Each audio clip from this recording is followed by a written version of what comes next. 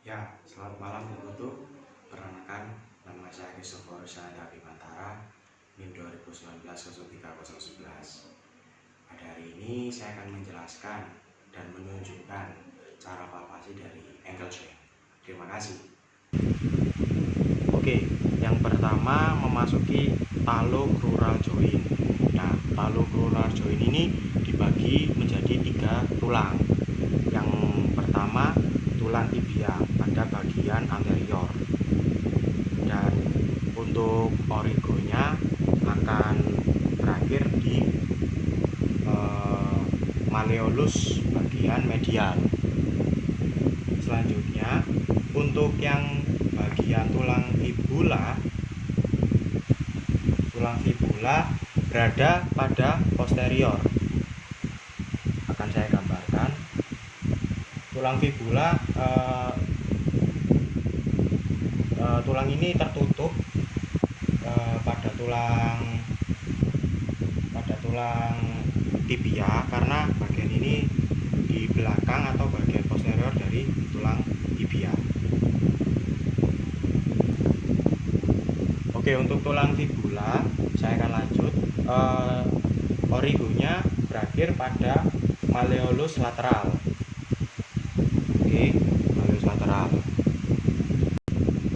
Dan yang terakhir talus, tulang talus atau istilah umumnya pergelangan kaki, ya, daerah bagian inferior dari tulang tibia maupun fibula.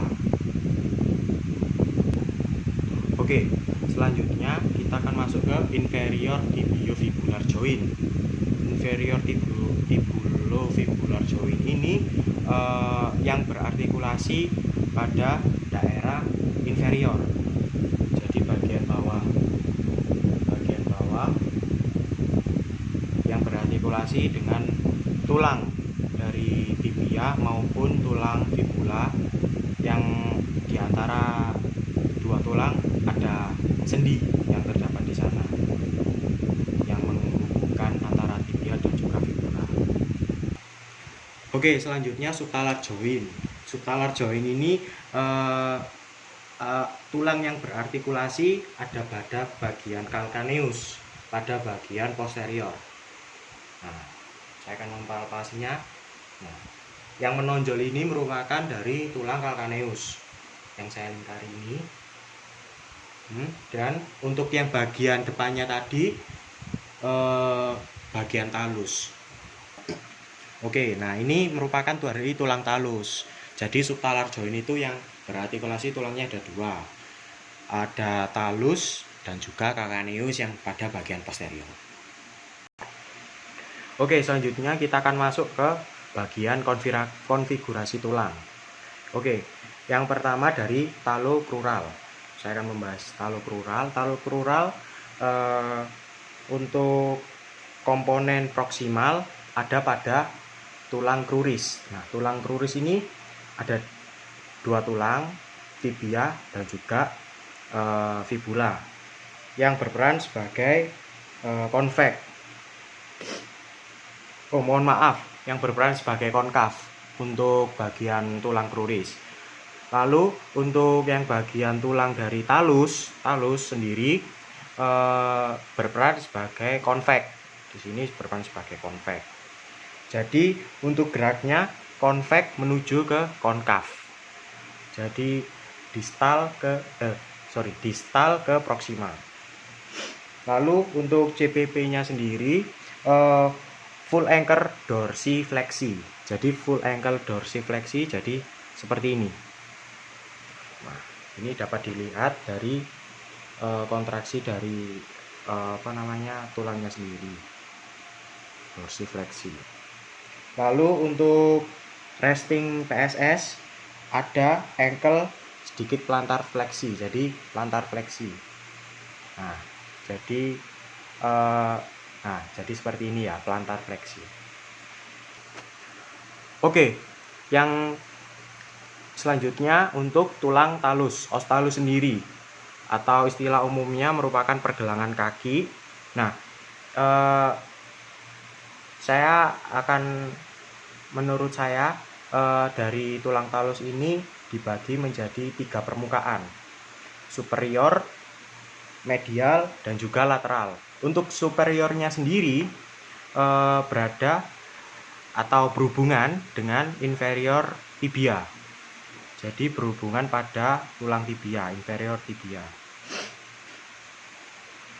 Lalu untuk permukaan medialnya sendiri berhubungan dengan permukaan dari malleolus medial. Jadi ada kaitannya dengan malleolus medial sendiri. Selanjutnya untuk yang bagian lateral berhubungan dengan permukaan dari lateral sendiri. Ya, ini jadi. Oke, selanjutnya saya akan masuk ke kinematika ankle. Kinematika ankle yang pertama ada dorsifleksi. Dorsifleksinya ini merupakan gerakan dorsifleksi. Lalu ada gerakan plantar fleksi. Ya, ini merupakan gerakan plantar dari fleksi. Selanjutnya lagi dorsifleksi disertai dengan eversi dan juga abduksi. Nah, ini merupakan dari dorsifleksi disertai dengan eversi ditambah abduksi. Selanjutnya gerakan plantar fleksi disertai dengan inversi dan juga adduksi. Adduksi. Jadi plantar fleksi disertai inversi ditambah dengan adduksi. Oke, untuk kinematika dari talocrural. Oke, untuk dorsal. Jadi ada 2 gerakan. Dorsal fleksi yang pertama itu talus gliding ke posterior, talus gliding ke posterior terhadap cruris. Jadi saya ulangi, untuk dorsal fleksi, talus gliding ke posterior terhadap cruris. Ya, oke. Untuk dorsal. Sedangkan untuk yang plantar fleksi, talus gliding ke anterior terhadap cruris. Ya, sekian dari penjelasan mengenai palpasi ankle joint dari saya. Mohon maaf bila ada kesalahan maupun kekurangan dalam menyampaikan ankle joint sendiri. Terima kasih.